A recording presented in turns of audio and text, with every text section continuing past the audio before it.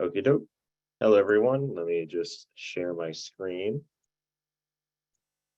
And okay, so what we're doing today is this is going to be a training call on the EPA's tools, which are the EJScreen, the ECHO database, and the TRI toxics tracker.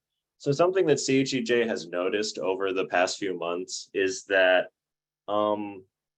there tends to be within grassroots organizational groups a lack of awareness of these tools. And we wanted to go ahead and do a presentation and a recording of course, to present it. I think that these are very, very helpful tools in diagnosing the environmental health of an area, and they can all be used interchangeably. And it's a really, really good start to any group's efforts. So let's begin with the EJScreen. So I'm going to go ahead and transition the EJScreen over to our intern, Tijani Musa, who's going to give you a live demonstration.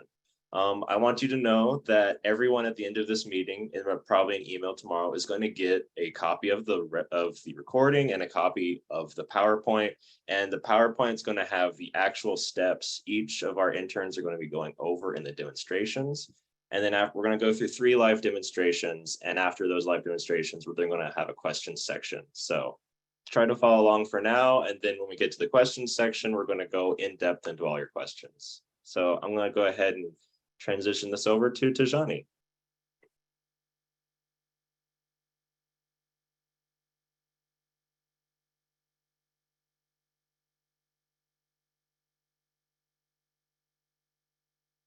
Awesome. Thank you, Hunter. So this is about how to access the EJScreen. So I'm gonna go ahead and talk to you briefly about that. Before we get started, I want to do some definitions. What is the EJScreen? EJScreen is an environmental justice mapping and screening tool used by the EPA that combines geographic, environmental, and demographic data collected by the agency. EJScreen provides an easy-to-use interface utilizing and displaying key information relevant to environmental justice, such as cancer risk, particulate matters, lead paint, Superfund proximity, etc. It provides a screening level look, meaning that it is a useful first step in understanding or highlighting locations that may be candidates for further review. The EJScreen, however, does not provide a risk assessment. So to access it, you're going to receive the PowerPoint that Hunter just mentioned. And on that slide, you're going to click this EPA EJScreen available at this link. And once the link opens up, you're going to come over here and launch it.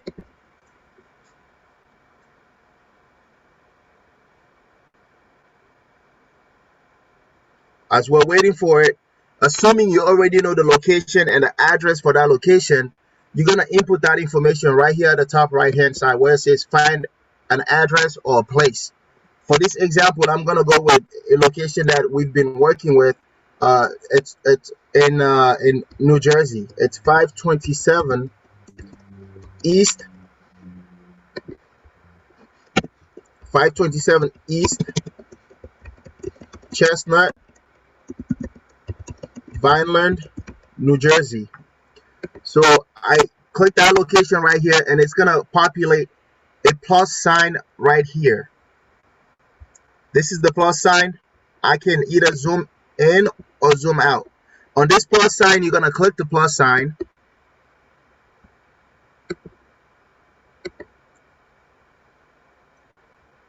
And the plus sign is gonna open up a little window. In this window, this is where you basically define the radius. For this example, we're gonna go with a 3-mile radius, and we're gonna name it Vineland. And then you click add to map. And what that does, it creates that radius that we're talking about. In order for you to see the radius, you're gonna zoom out by clicking the minus button.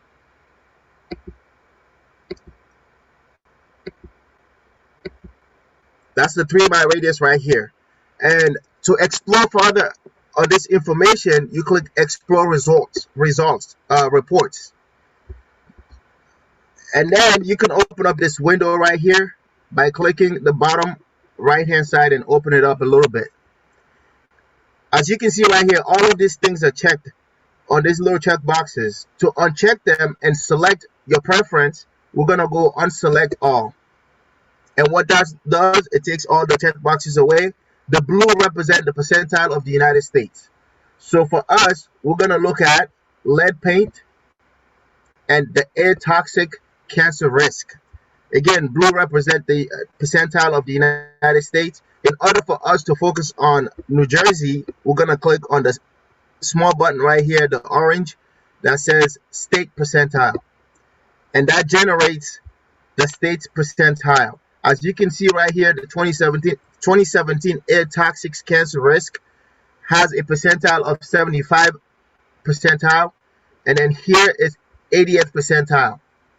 According to information and reports and research that CHEJ has conducted, we concluded that any measurement that is above 70th percentile is called a sacrifice zone. Essentially, this is a place that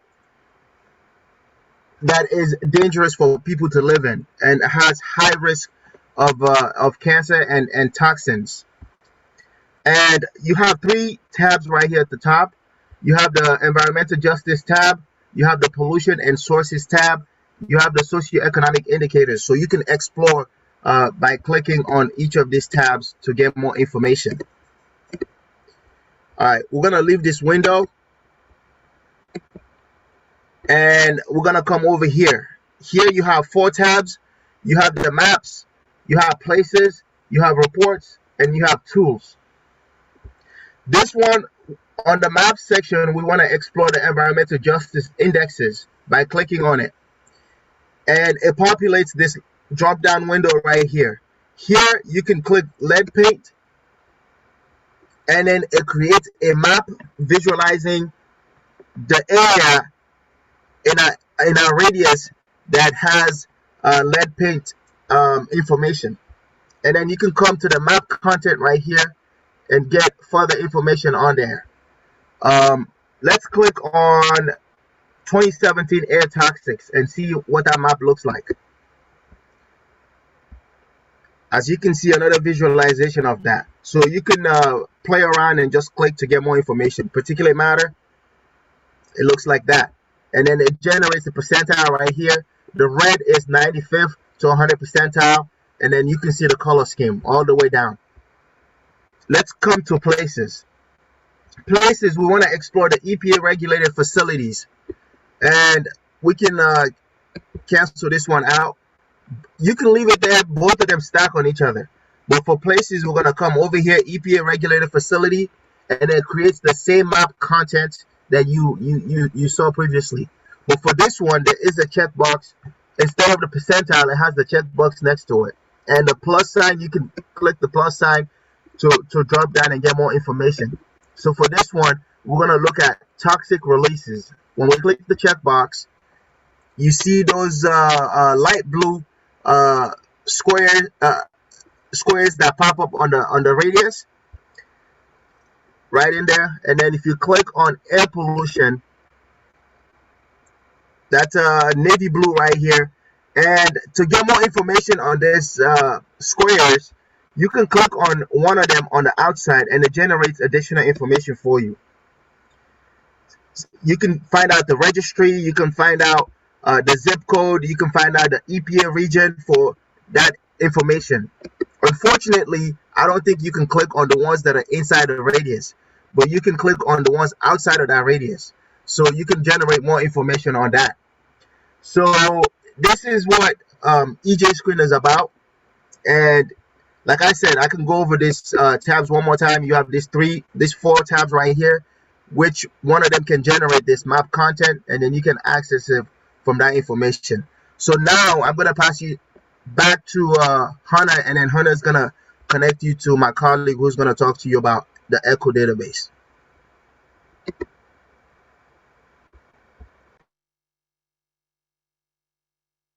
Thank you, Tijani. We're going to go ahead and move on. So to the ECHO database, number 2, and this will be presented by Arien Hernandez. I'm going to go ahead and switch on over. Go ahead, take it over, Arien. Awesome. Thank you, Hunter. Good morning, everyone, or good afternoon to everybody on the East Coast. My name is Arien Hernandez, and I'm a community organizer for CHEJ. Today, I will be navigating you through the EPA's ECHO database and showing you how to use it.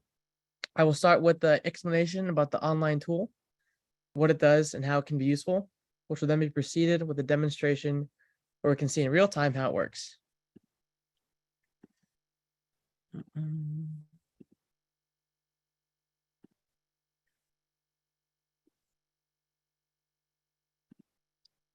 Before we jump on in, some of you may be wondering, what is the ECHO database? ECHO, which stands for Enforcement and Compliance History Online, is an online database that provides detailed information on reporting facilities' enforcement, compliance, inspection, violation, and release history. In sum, compliance history can be found for more than 800,000 EPA-regulated sites. ECHO primarily allows you to search for facilities in your community to assess their compliance with environmental regulations. For instance, ECHO provides data on how a facility is regulated, showing if a facility falls under the Clean Air Act, Resource Conservation and Recovery Act, the Drink Water Act, or others. For a holistic view, ECHO also provides dashboards with views of overall enforcement and compliance status trends, and some bulk data sets that you are able to download.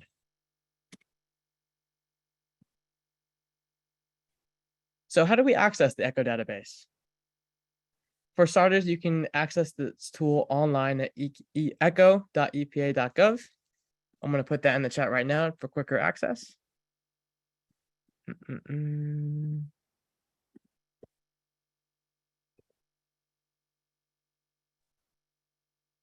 And once you enter that link, this screen right here will pop up. And once you enter that link, it will give you a variety of options to search for facilities, investigate pollution sources, analyze trends in compliance and enforcement data, and more. So let's jump on into the example. I'm going to pull up the ECHO database myself, and we can do a live demonstration.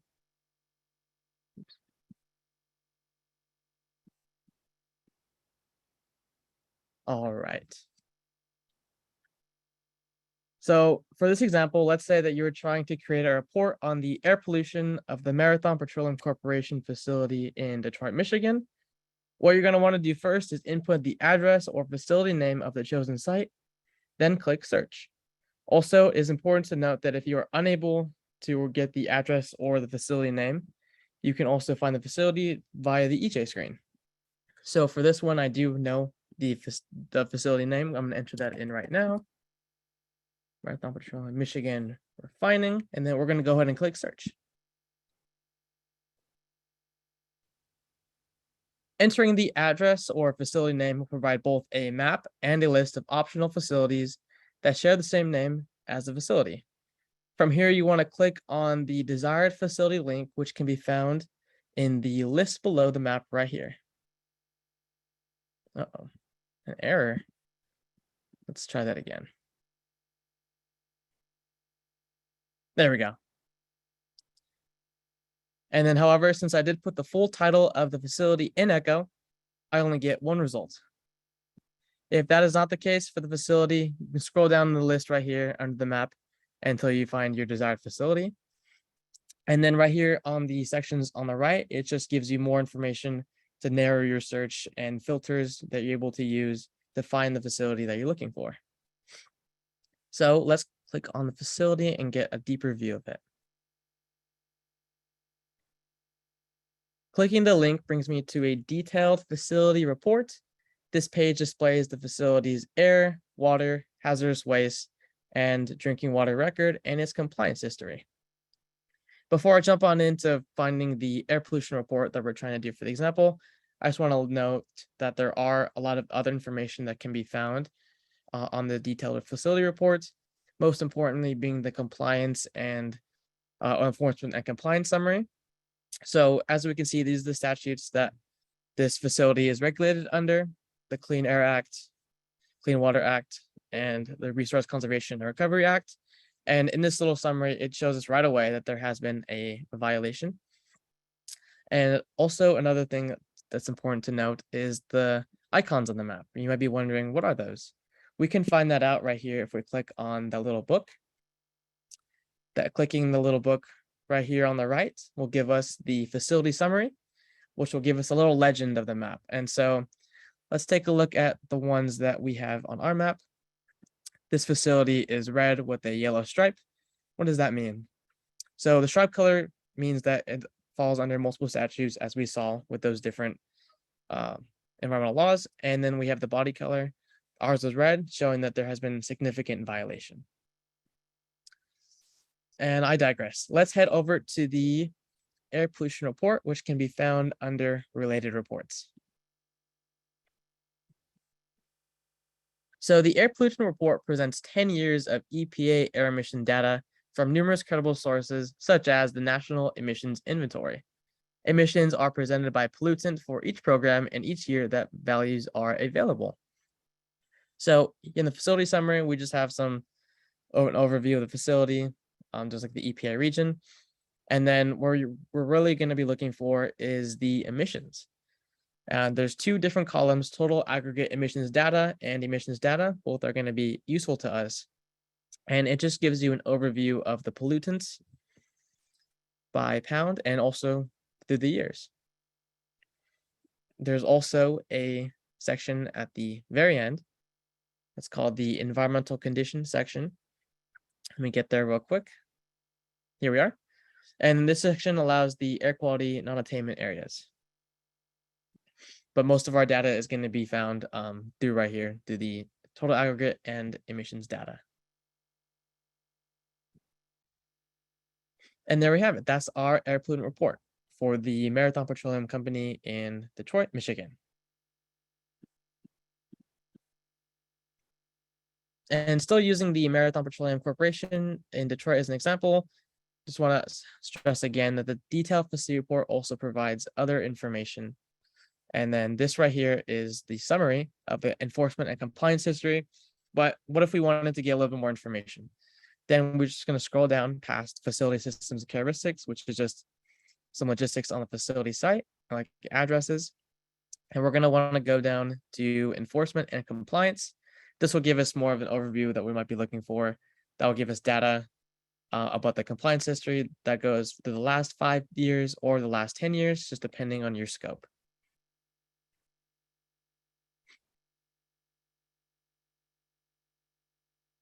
And that concludes my presentation on the ECHO database. I'm going to pass it over to Hunter now. Thank you.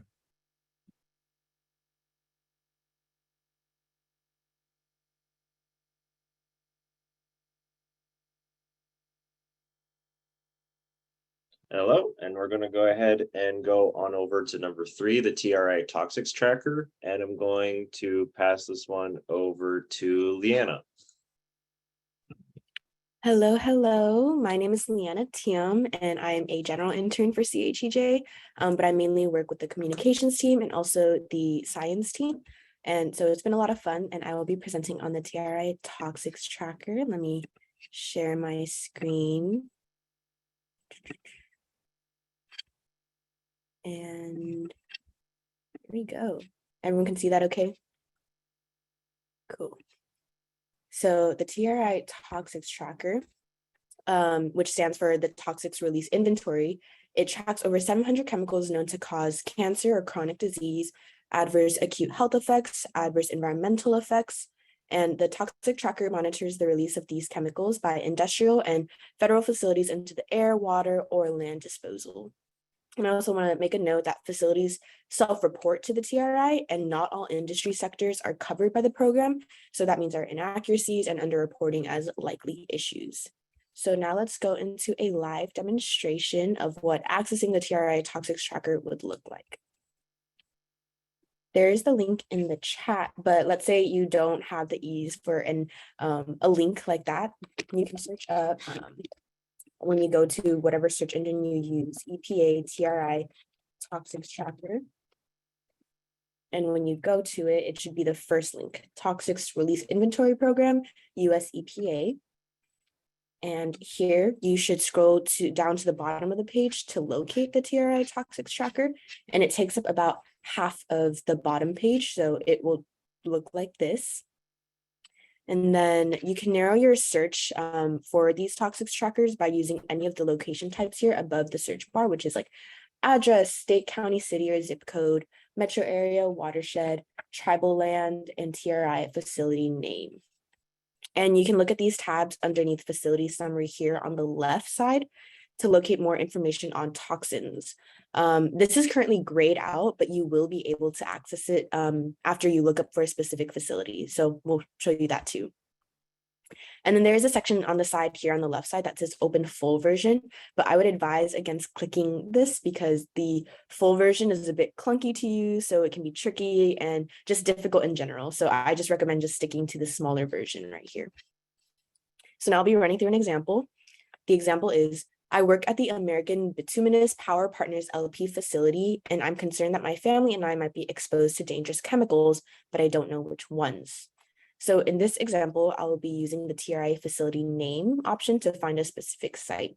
And the facility I'm looking for is the American Bituminous Power Partners LP in West Virginia. So I'll be clicking that. And when you click the drop down here, TRI facility, in the search bar, you should search up American Bituminous. And then as you keep typing, options will pop up in the bottom. And go ahead to click that, Bituminous Power Partners LP, and then you're going to click View Search Results. So as it loads, this should bring you to a map of TRI facilities with your cited facilities in the center with that purple dot. And the purple dot represents the releases in pounds and can be referenced in amount via the legend on the left, which is reading total releases by facility in 2020. So this color here is around these two colors. I'm not sure which purple color, but around that area. And then you can feel free to zoom in or out to your liking, and I'll zoom out a bit right now just so that we can gain our bearings and figure out where exactly in West Virginia is this power plant. So here we go. That's pretty zoomed out. And notice that the previously grayed out tabs that I mentioned earlier under facility summary that were grayed out are now clickable. And now I want to focus my search on the chemical section. So after clicking chemicals, the chemicals tab provides a list of present chemicals, their quantities, and potential health effects. And when you click on the definitions tab right here next to the chemicals tab, you'll see a list of explanations for each health effect. For example, cancer, the disease that causes uncontrolled growth of cells in the body. And you can kind of explore this and just see what is present at that specific power plant or for the TRI facilities. Next, I want to check out the releases for a visualization of the released chemicals at this facility. So releases are also under facility summary here. And the releases tab provides a pie chart displaying the percentage of each chemical released by the facility. And if you click on the trend by media and year tab here by the by chemical tab, you will see a bar graph displaying chemical releases over time. And this is divided by air, water, land, and offsite. And you can see how majority of this disposal is from offsite. As you see, the majority of the color is orange. So that is a very brief and basic overview of the TRI toxics tracker, and I'll pass it back to Hunter.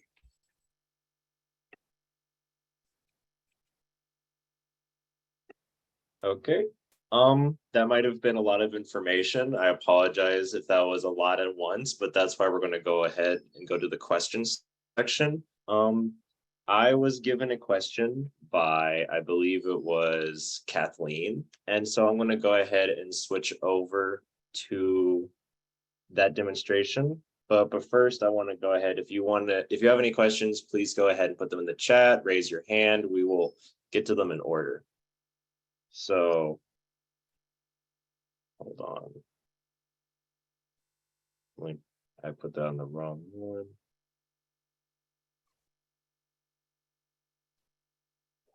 Kathleen, you said that you wanted to check out a location at 310 North Collins Street, Arlington, Texas. Quite a coincidence, I actually live in Dallas. So I went ahead and I populated that right here in the little search bar. it was the first result, and it gave me this little plus mark. And at this little plus mark, it zooms all the way in, but I'm going to do it for you. I'm going to create a 1 mile buffer zone. We're going to name it. Kathleen, what would you like to name it? Actually, it's a frac site by total. So total frac site. I'm going to go ahead and add it to the map. Just like Tijani did, zoom out and go ahead and go over to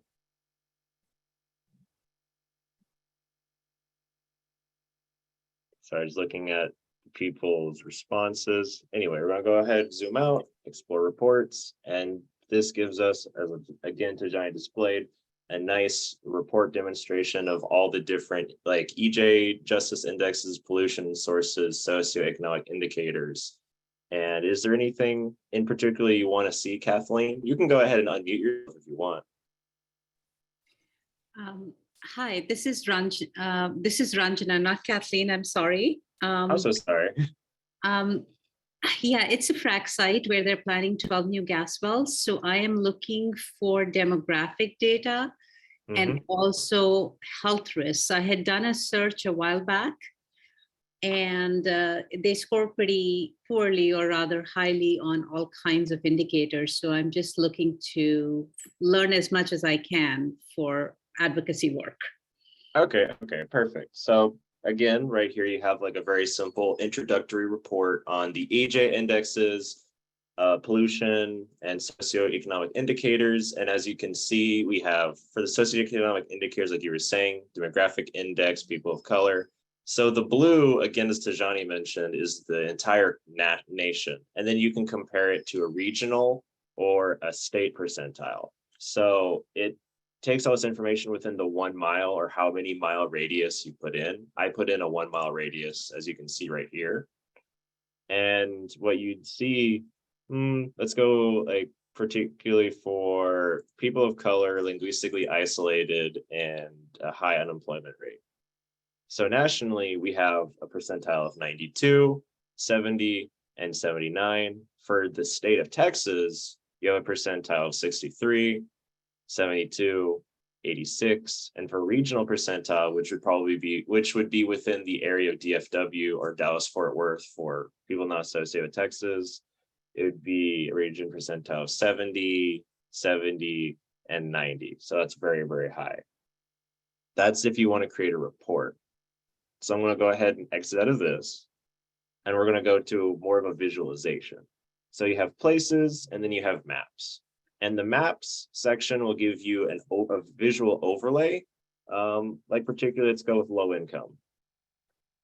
What it did is on the left-hand side, we see this legend populated, and it gives you like a higher goes from red to 0. And as we can see within your area, I don't want to butcher your name. Is it Ranjana? Ranjana is fine. You're doing fine, Hunter. Thanks. Yeah. So Ranjana, you have in this area, this frac site, there's a very high percentile of low income people. Maybe we can even compound it with environmental factors. But if you want to see how many schools are affected, well, then this populates how many schools. So within this specific site, you have 5 schools being impacted by this frac site. Maybe you also want to know about EPA regulated facilities. What if you want to see the toxic releases within this area? You already have 2 toxic releases right here. Again, as Tijani pointed out, you can't mess with anything inside the buffer. If you want to specifically see it, you're going to have to get rid of the buffer. So like delete this site, and then you can click each individual area and you'll get like a brief report of the information that is probably pertinent to you. Now, again, I want to reiterate that the EJScreen is not a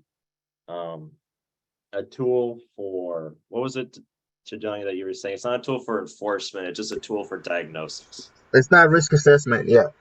Yeah, it's not risk assessment. So did that answer your question, Ranjana? Yes, thank you so much. You're very welcome. I'm going to go ahead and stop sharing. And Lisa, you are next. Go ahead, Lisa. Hi, Hunter. I had a question about the EJScreen.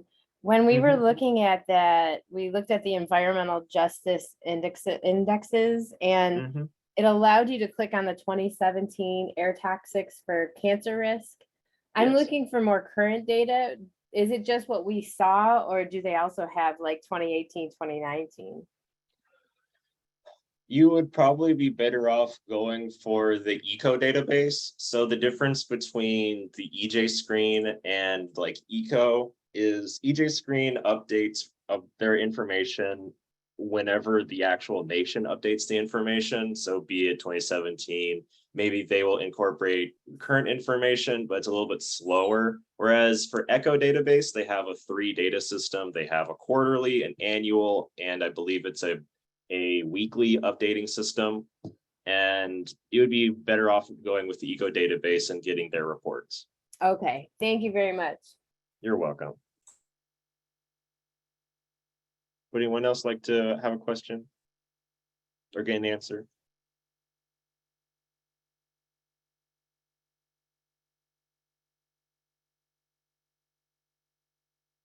Hi, this is Peggy Mackey. I live in San Diego, and I'm the one that posted about the asphalt plant. Yes. And I guess the answer would be what you said about they don't do enforcement, because San Diego has been turning a blind eye to the asphalt plant. And so it's not surprising there isn't a lot of data in these databases that you're providing.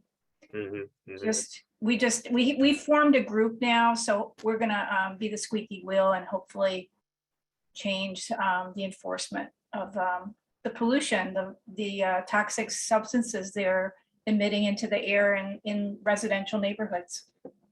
Yeah, I kind of feel a bit not bad, but a bit lacking in this presentation because again, most of I assume are veterans in the environmental like field. So most of you probably already know about this, but for the sake of making this into a shareable video and for the sake of newcomers, these are really good diagnostic tools to get a feel of the environmental landscape that you're living within, especially compliance, toxics, pollution. It's a very good like starting point. So I apologize if this doesn't help with later on, but it is very good if you want just to do preliminary checks. Sorry, I'm just reading the chat, y'all.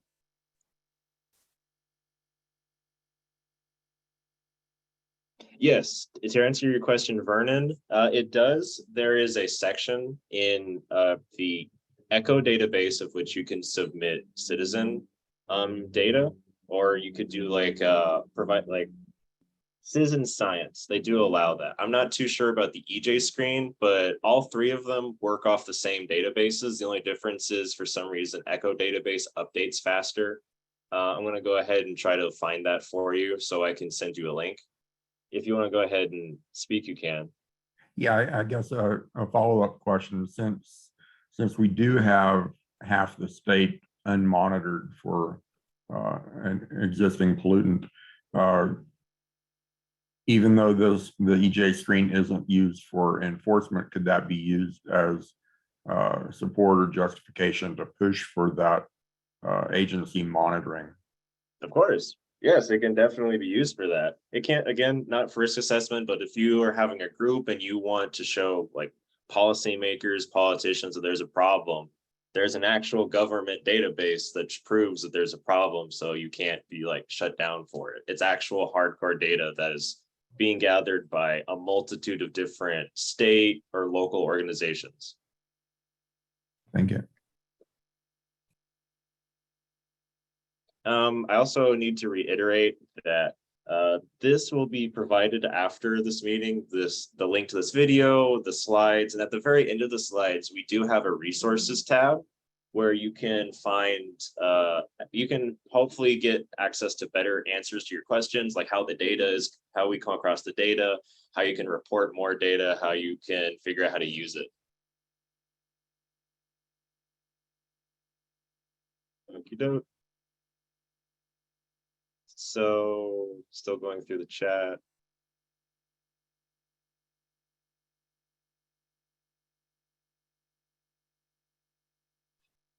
For Mary Ann Sorensen, the PowerPoint that we're going to give you will have a high-level summary of each individual tool, which can be broken.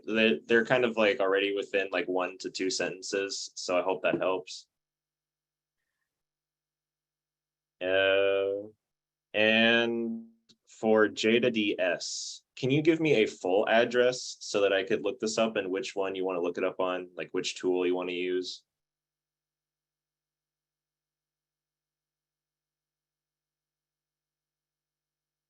If you want to go ahead and unmute yourself, we can do that live. Hi, you can call me Joy. So that is the address I know. So I don't know the details of the address, but I know they're located in Middletown in Ohio. And the residents there have been kind of complaining about, I mean, the air quality there we know is a problem, but we don't know the specifics of it. Okay, I'm gonna go ahead and I think I got something for you, so I'm gonna share my screen. All right, thank you. Am I in the correct area? I get a Middletown and I zoom out and we're in this far corner of Ohio. Yes, I think that's good. That's right. Okay. So what information would you like to know from the EJScreen? So I think if they had any kind of toxic releases to that can impact water quality or air quality, I think those are the two main aspects we'd like to look at. Okay, perfect. So what we could try to do with this example is we could try to use all 3 of the tools. So let me zoom in. Hopefully we can. Do you remember the name of this facility? I think there are AK Steel. AK Steel? Yeah. So what I'm going to do over here is I'm also going to go to the eco database. And I'm going to see if we have an AK Steel in Ohio. Was it Middletown? Yeah, I found an address for AK Steel. Oh, could you please put that in the chat? Yeah, it's on the chat. Thank you so much. Hold on. I didn't get it, Tijani. Oh, okay, right here.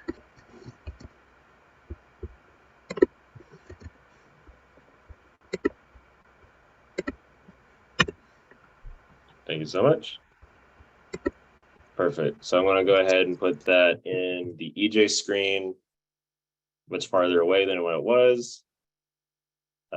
So you have it in the EJScreen, and now that we know the actual address, I'm going to go ahead and put that address right here in the Echo database. So in the Echo database, of course you don't want to work with me today.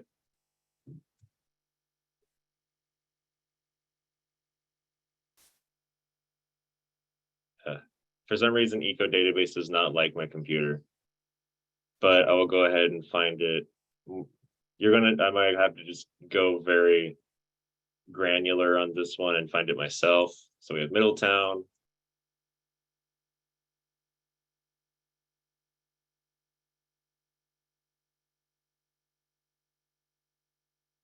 And May Highlands. I'm so sorry. This is one of the part that I don't really appreciate about the EJScreen, or not the EJScreen, about having to like find everything individually. Please work. Okay, that's not working for me. But anyway, we could also just go over to the toxics tracker.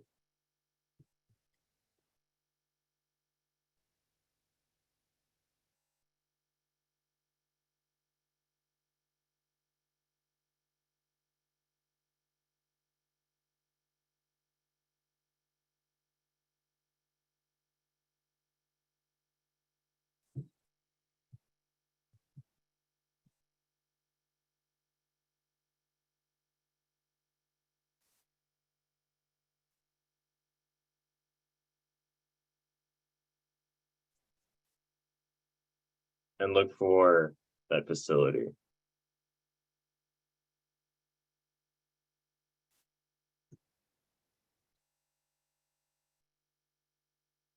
Doesn't seem to be present within that. Sometimes what happens is if you can put in this name, so EPA has a different name for actual facilities compared to the name that's given on like the information provided by Google. That's why I wanted to find it within the EJScreen, but it seems as though I can't really locate it right now in the EJScreen. But if you can find it there, you can then go over to Toxics Tracker, and right here, the AK Steel is having producing about over 1 million pounds of chemicals. So that's what you can deduct from here from this little legend. If we want to go to chemicals tab, just click this, like again, Leanna presented. These are all the chemicals that are present, and then these are the health effects for each chemical. And you can go for a visualization of releases.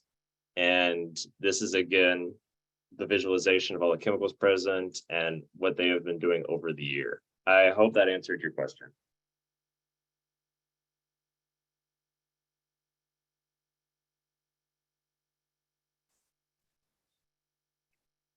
And then someone also, Kenda Hanneman, you put in one for Kyanite Mining Corporation. Is there anything specific you want to know about this information or about this site? Well, water and air would be good. We've heard Water about and air. that being kind of cancer alley, Mm-hmm. Yes. but they deny it. So I'd like to know what EPA knows about it. Okay, again, gonna go ahead. Just gonna share my entire screen. You can, I feel like always starting with EJScreen is much simpler because you could get a more of a visualization. You want to know about air pollution, so we're going to go over to maps, pollution and sources. Let's go with toxics, cancer risk. Zoom out for a bit. And as you can see, everything was within the 80 to 90th percentile, which is very high. That's maybe we want to also go over to hazardous. No, you said air, so ozone. At the moment, it seems as though the ozone rates are located as pretty low. Wait, is yours in Virginia or is it supposed to be in Louisiana? Virginia. Virginia, okay. Because when you said Cancer Alley, I immediately thought of Yeah, Louisiana. I understand. But we want to see places. Let's zoom in for a bit. Let's create this 1 mile radius and see what kind of chemicals are present within 1 mile radius. So you go over to places, EPA regulated facilities. Let's see, what if you want to know about air pollution? So the facility you actually gave me has been located as an air pollutant. You have to get rid of the little buffer, I apologize, but gives you this information, ozone, how much percentile, gives you air pollution report. And this is actually how you can find the facility name for when you want to use the ECHO or TRI tracker. So this will be a better example since I couldn't find the facility name for the previous example. I'm going to go ahead and copy, or I'm going to go to more info. This will give me a report, and it will give you a report too on the facility you're interested in. And someone previously mentioned the EPA's multi-system search. Right here, this facility information can point you towards the EJScreen, point you towards ECHO database, and point you towards Toxic Tracker because they all work in tandem together. So I think this gives you more of a full information for what you're looking for. And here you go, air pollutant information. So this answers your question. It gives you a nice summary of the air pollution they have been charged against. Thank you. You're welcome. Someone asked, or Chad Hoffman asked, what needs to be over the 70th percentile. For CHEJ, we determined that any area that has a pollution rate of over 70th percentile is considered a sacrifice zone. And a sacrifice zone is a dangerous area to live in due to rampant pollution, or not rampant, but just levels of pollution that are considered not safe to inhabit. So I hope that answers. And any other questions?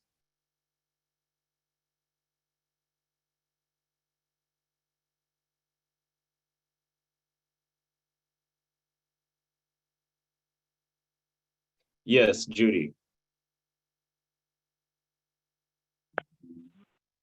Hi, this is Judy Herkimer from the Housatonic River site in the tri-state area of Massachusetts, New York, and Connecticut. I represent the Housatonic Environmental Action League, the Housatonic River Initiative. Also on the call today is Charlie Ciamperini from Citizens for PCB Removal. Once again, thank you, CHEJ, for providing us with more tools and more information and more hope to get our sites identified and restored and remediated, if only containment actions. So we have used these tools for years. In the last federal administration, the EPA website was in part gutted and messed with, and we believe that ECO and the EJScreen were not being updated. But still, we still use this tool. We use it for public information. We put it in all of our comments on EPA documents during formal comment periods. And every time we do, EPA comes back with a counter and dismisses everything that we have researched on ECO or the EJScreen, and they come back with a different EPA database and kind of wipe out our argument. So that said, Lois Gibbs has taught us for years, for decades, that it's quite difficult to fight numbers with numbers on this level, on scientific levels related to research, and it's almost like a no-win situation, of course, until you reach court.